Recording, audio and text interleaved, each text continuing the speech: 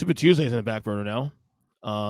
It came and went quickly. I to be honest with you, you got to remind me that was that day when I texted you about you got a podcast. You're like today. You're like what today? I thought it was next week. I think it was the You're first. Like, when is Super Tuesday? I'm like today. It's like holy crap.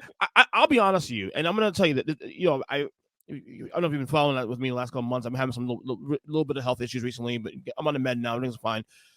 And one of the things I started doing, I hate doing this, but one of the things I stopped doing for the last month and a half, is I stopped following the politics day to day, mainly because I didn't want it to stress me out. I didn't want it to, continue to trigger me and stress me out. So I made a decision to do that, to kind of stop following the news as a whole. I've been really and sports too, also, and sports from everybody else too. I took a little bit backseat, a little bit. So that's why it kind of came like that out of nowhere. But that being said, Super Tuesday. I mean, look, no one's surprised at the results, but we're here. It's gonna be the delegates are not officially yet. Trump is not the official nominee, but he's going to be a nominee for the Republican Party. And with Haley suspending her campaign, exactly, it's a foregone conclusion. Let's start there first. Nikki Haley. First things first. Does she kiss the ring? Wouldn't matter if she did. Right, but does she? Because she did not endorse Trump yet. Keyword I yet, think though. like we've talked about this since 2015, is that there are so many people within the right and center right that hold their nose but despise Trump and won't say anything about it publicly. I think if she has any hope whatsoever for a political future, probably outside of South Carolina, she has no choice but to hold fast. But you never know. I mean, it seems like everybody does ultimately fall to Trump the last 8 years when presented with the option. So it's hard to say, but I don't think so. You don't think she? Because I don't think it does her any good. So you think she will? No. I think she might be one of the first to break. Interesting. Because like I said, based on everything Trump has said, even if she did, she's not going to be on the ticket. You know what I mean? But she might get a cabinet seat. Who knows? Angling for that. She's done that before, though. She was already UN ambassador. That's true. So, I don't think I wouldn't be altogether surprised if she did, but I don't expect her to. My thing is, I'm looking at more of a situation where like these Republican politicians outside of Chris Christie are just spineless as hell. Yeah. Exactly. You can't half-ass it. The way DeSantis did it, you can't half-ass it. If you're going against Trump, you're going against Trump, and that's it. And you hold that line. Yeah. And it's been like that forever, whether it be Ted Cruz or Marco Rubio or Lindsey Graham. I mean, on and on and on. The list is a CVS receipt. Mm-hmm. It's very disappointing, but it's not altogether surprising. I'm surprised we're still here, though. I don't know if we're totally surprised, but I go back to 4 years ago, after the election, after January 6th. We've had all these opportunities, not me, but like the Republican Party, to off-ramp for Trump. They've all knowledge behind closed doors that he's a problem. They can't, though, because they can't win a national election without his base. The truth of the matter is that the Republican Party, because they are the party of Christo-fascist white people, they have no choice but to embrace that 30 to 38% of their voter base that is unapologetically for Trump, regardless. I mean, if he has a pulse, they're voting for him. And whatever ethical compromises, ideological compromises come with that, they don't seem to give a shit because they're more concerned with winning. Well, that's it too. Also, it's weighing power versus what is right. Yeah, I mean, it's a really simple thing if you study history. Basically, all of the people who are aggrieved about the civil rights movement and women's lib and everything else that comes with it, everyone who's been pissed off since the 60s is finally getting their way.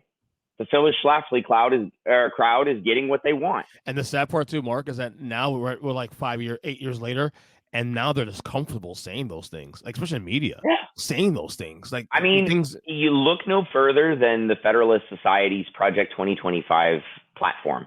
Yeah. That is the playbook of what's going to happen. They're telling you unapologetically that if Trump wins, which he is likely to do, it is the end of democracy as we know it. They are going to we talk about the people who are sort of apolitical actors within the government that are just, the pencil and paper pushers, mm-hmm.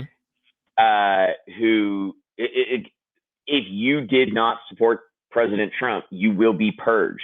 And like Kash Patel is being very unapologetic about the fact that politicians, journalists, and citizens who spoke out against the president, who contributed to the false election of 2020, you will be hunted. They're not being shy about it. That's the thing. They're not. And the cover They're level not being coy. They're not using dog whistles. They're telling you in plain English what the fuck they intend to do. And if Donald Trump wins the election, it's basically the end of democracy in America as we know it. But can I? And I'm not trying to sound hyperbolic here, but like, go read Project 2025. So my only pushback on that, I might say I disagree with what you're saying there. My only pushback is this, and I'm playing mostly devil's advocate here, with that. Sure. We kind of hear that term used every single cycle when it pertains to especially the Republican Party. Democracy online. I heard that term used with George Bush twice. I heard that term used with Mitt Romney, with John McCain. And I'm not saying that what you're saying is not true, because Donald Trump. People calling each other fascists and communists in American politics. But Donald Trump is an anomaly. But Donald Trump is an anomaly, and we've seen the stretching of the guardrails of U.S. government under his 4 years. And it survived, yes, but there's been some damage, obviously. And then you saw January 6th happen, and there's a lot of stuff behind that, whether or not people believe it's real or not. Look, it's real. Look at it. Yeah, like, and he has said, period, point blank, like he will not be appointing people like H.R. McMaster and Jeff Sessions. He's only going to appoint people to positions that are 100% on the team. And yet, it feels like Democrats, based on the optics at top, they're not concerned. Because if they were concerned, we're having a conversation about Joe Biden running for re-election, regardless of the conversations he's had. That comes back again to the fact that ultimately it's not about ideology, it's about class. And the DNC leadership is bankrolled by the same people that bankroll the fascists. And right. just like in Weimar Germany, you have the center left selling out the far left in the interest of their wallets. Right. And all anyone needs to do is read The Death of Democracy and study what happened in Germany between 1919 and 1932. It's exactly like we are Germany 1932 right the fuck now. Interesting. That's interesting. People are going to say, "Oh, well, this is a podcast saying this guy's fucking crazy." What are you talking about? This is not Hitler. Do the reading. I have. Go ahead. Check my work. Right. Check my stats. What does Shaq say? Check my stats. No. And that's the thing too. Also, I feel like the top of Democratic ticket really does not really have enough. There's not enough panic or enough concern. At least that's the optics. Well, and they're doing a terrible job of communicating the things that they are objectively winning at. God, yeah. And at the end of the day, despite the fact that economic indicators are trending upward, and there is no objective metric to say that the economy is running badly, that does not translate to the ground because of wealth inequality. And for the record, If for record, it's the same metric we use. Just came out in the New York Post yesterday or the day before that Manhattanites spend the highest percentage of their income on rent of anyone else in America. Yep, that's surprising at all. Yeah. I mean, When I moved to San Diego, one of the advantages was that basically per square foot, an apartment in San Diego is about half of LA. That is not the case anymore. San Diego is now the most expensive city in America to live. How the fuck did that happen in 12 years? Corporate greed. The answer is corporate greed. And the Democrats are powerless to do anything about it because they're paid off by the same people that are paying off the Republicans. So it's Trump Biden, obviously. I'm watching these numbers. I mean, unless some medical intervention occurs or Jack Smith imprisons President Trump. Yeah. Or we get a 1968 all over again, where Lyndon Johnson says, "I'm good. I'm out." If we follow that 68, for example, he announced on March 31st, 68, and it was election year for the record. So there is precedent for this if it does happen. There is, but there's nothing about Joe Biden's record that indicates he's even considering that. No, nor he's been pretty unapologetic about it. Nor, to be honest with you, based on the things that he has done, I have to admit, he has been. If you are a lefty and you follow Joe Biden's career, there's no question about this that he is way more progressive as a president than he was as a senator. That is not even a conversation. So you should be somewhat. Yeah, that's true, but it's not enough. Honestly, it's not enough. Marc is never enough, though. We know that. But at least you can say he has come on some things. He hasn't gone all the way on student loans. And for record, I'm not necessarily someone who's big on student loans, but he's done more on student loans than anybody else has. That I can't argue that, but it's crumbs and we need bread. You know what I mean? Right. The border's a disaster. And not for the reasons the Republicans say. It's because we're not following our own fucking federal laws on refugee resettlement. And Republicans are unapologetically refusing to work with the president on any kind of reasonable border solution, even though they got basically everything they asked for in the legislation, because they want the fucking talking point for the next 6 months, 8 months. Yeah, you use hang. It's like low hanging fruit to use as a way to win votes in November. It's an old tricker's day. The Department of Justice, Merrick Garland has dragged his feet on the January 6th stuff. There are any number of things where you. But it's also a reason why, Marc, real quick, that I think Democrats do the same thing to when it comes to abortion when Roe v. Wade. They could have codified that years ago. They chose not to because they want to keep it as a hanging issue. President Obama was out there on the campaign trail in 2007 and 2008 saying he was going to codify Roe. And as soon as he was pressed on it in office, he changed his story. I mean, it's really that simple. And the press conferences are there. Again, the information is readily available. So no, you're 100% correct. It's just,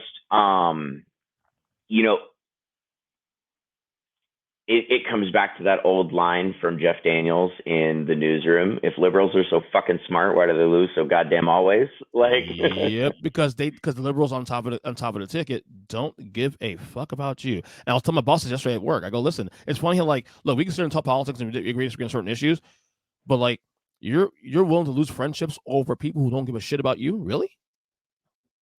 And I mean, look, there is a distinct difference between having a difference in politics and a difference in ethics. This is true. Yes. The people who I used to call friends who would like to see queer kids in cages, you can get fucked and I don't care. Right. You know what I mean? That's different, right? But by the same token, I'm not dying on Nancy Pelosi's hill. She don't give a fuck about me. Yeah, exactly. So, reading some of the numbers on the Biden side, people forget there is actually a primary on the Democratic side. Joe Biden is obviously going to win that. But I saw some concerning numbers on Tuesday. A lot of the uncommitted numbers are in double digits. 15%, 12%. A lot of Democrats say, no big deal. They'll come around. I don't know, man, because I'll say it again. I said this on the podcast. I may have said it with you when we last spoke in December. I certainly said it numerous times on different podcasts with people and myself, all that. this Gaza issue could be the be-all end-all of Joe Biden's campaign. Yeah, I think that's ultimately, we saw voter apathy at an all-time high in 2016 surrounding Clinton v. Trump. And I think we're going to see that again. Now, for example, historically, Black liberation and the Palestinian cause have always found themselves very much aligned in this country. And as a result, you do see support for the president waning among Black folks. Now, instead of 90% of Black voters, intending to vote Democrat, it's like 85.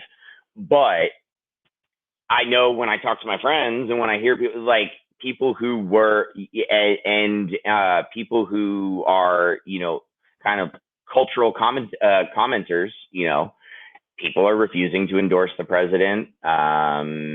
They are sick over this issue in Gaza. I mean, I posted something the other day. It was a report by The Guardian where they show how Israel has basically wiped off the map the entirety of the Palestinian residential infrastructure.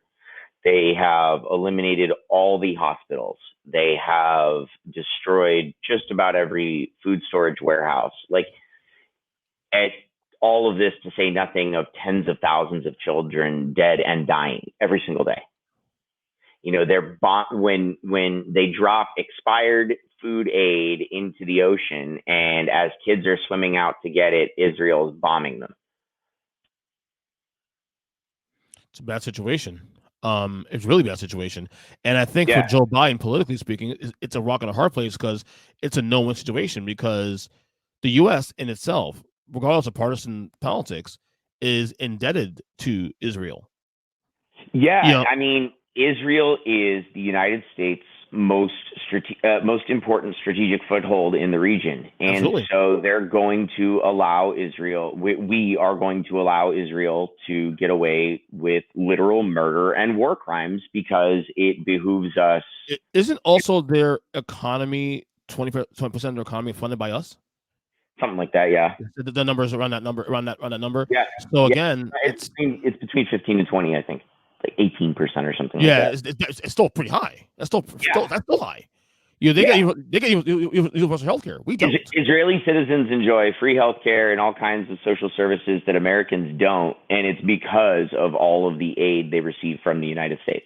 And the sad part too, also with this, is that people who are, and rightfully so, upset with Biden about this, especially in Michigan, which he's going to probably lose that now because of that, specifically because of that issue, because of the. I mean, he only won Michigan by 10,000 votes in 2020, and it's 20,000 Americans. Now, it's not to say that they're going to vote with Trump, but again, but a vote for anyone. Trump.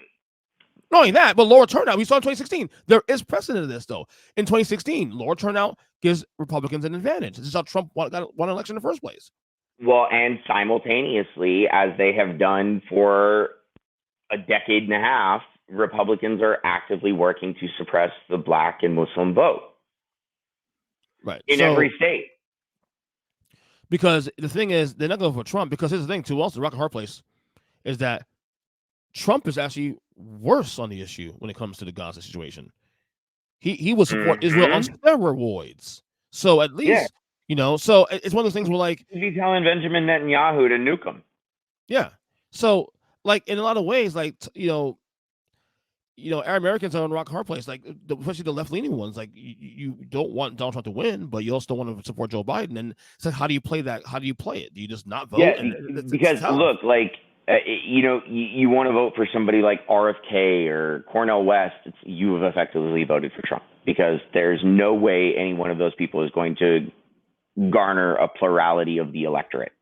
And it sucks. It really does suck that we're binded by this, Yeah, I know. And it only takes siphoning off 1.5% to swing an election.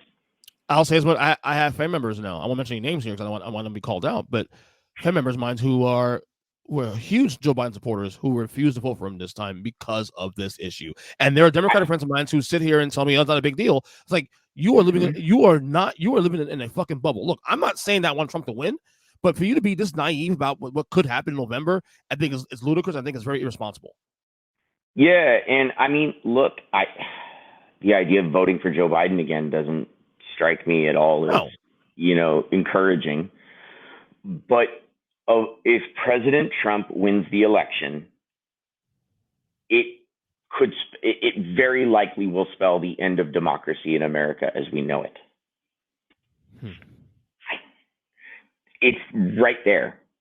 The Federalist Society is telling you what they intend to do. And if you don't believe me, if you don't see the parallels, go listen to the Bastards episodes on the non-Nazi bastards who put Hitler in power. Go read The Death of Democracy, a deep dive into the unraveling of the Weimar Republic. Again, the information is readily available.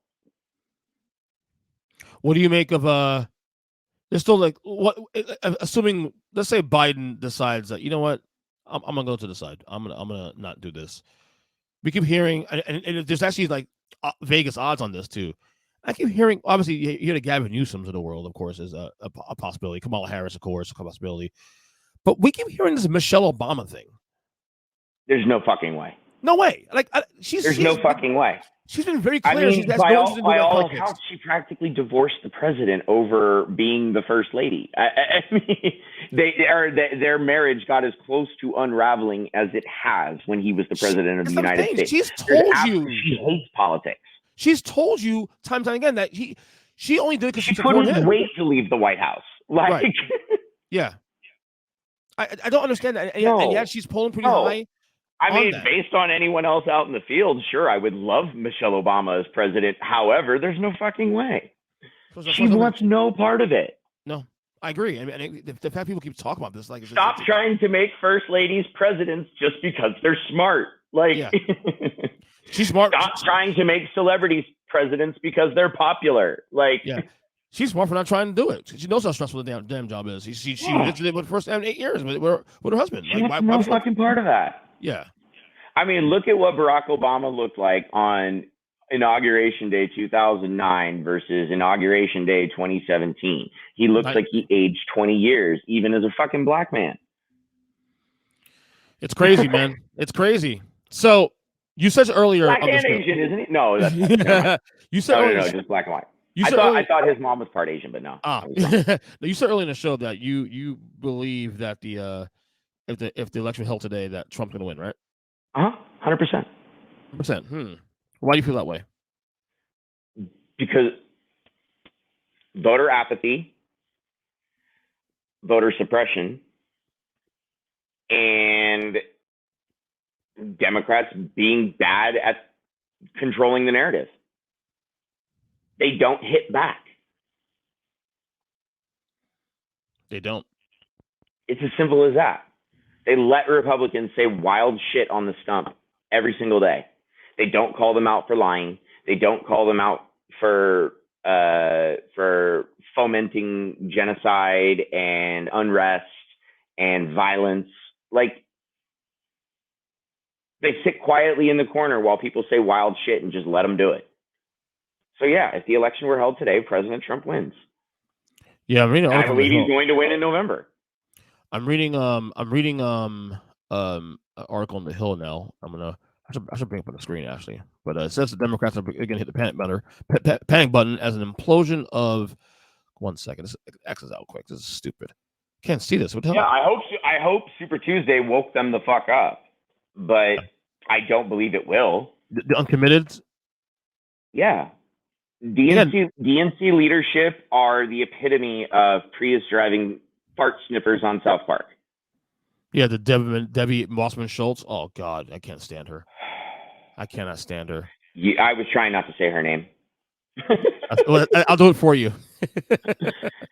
No, if this article is true by the Hill, that the panic button for me, is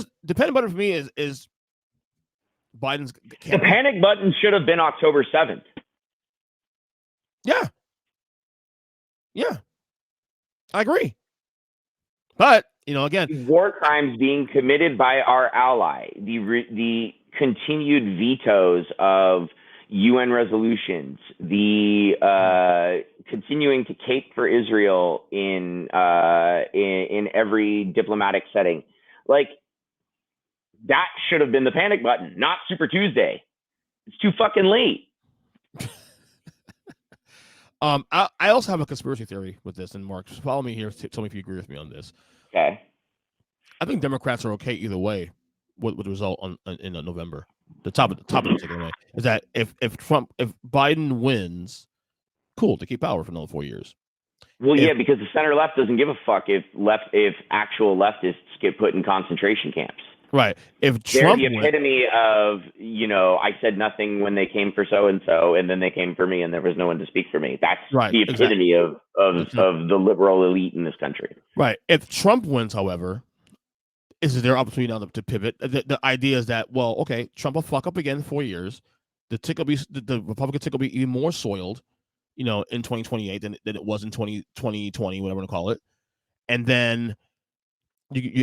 Democrats will be able to pivot now to, obviously, Biden will not run again, obviously, at that point, because he'll be 87, I think, if he want to run for president at that point. You can dust up with Gavin Newsom, dust up with whoever Democratic fiber. Oh, yeah. You know what I'm saying? So I think their mindset is that, you know what, it's win-win for us. Whether or not we get Trump 4 years, let him fuck it up, and then we have a clear railing to the election in 2028, because no matter what happens to Trump after 2025, if he wins, he's not running again after that. Now, obviously, you said democracy is going to end. We'll see how that goes if that doesn't play out. But based on the system we have now, Trump will be wouldn't be allowed to run for president after 2028. So, number one, okay, so a couple different things why I disagree. Okay. Number one, if Trump is permitted to be the chief executive of the United States federal government for another 4 years, he is going to break the machine so fucking badly that even if a Democrat were to win in 2028, the government that they are going to be handed in 2029 is going to be in shambles. And it is going to take so long to repair, they're going to lose the next election anyway. And we're right back to where we started. That's number one. Mm-hmm. Number two, even if everything that you say transpires, I genuinely believe that they're going to use the next 4 years to cultivate some fashy asshole who is a hell of a lot smarter and more capable than President Trump. Like a DeSantis. And, President Trump may not be America's Hitler because I don't think he's smart enough to be. However, I have I believe, as surely as I'm sitting here, that if allowed to continue on this course, Republicans will find their Hitler. That's some strong words, Mark. It's a lot of strong words. They're telling it to us in plain English. I don't like. That's some strong words, though. But you know what, man? It's been such a wonky decade of politics. Nothing surprises me anymore. Nothing surprises me anymore. I mean, I've been screaming this shit since 2015. Yeah. And you're a former Republican like me, for the record. People forget that. So. Until 2016, I was. Yeah, it's just. Yeah.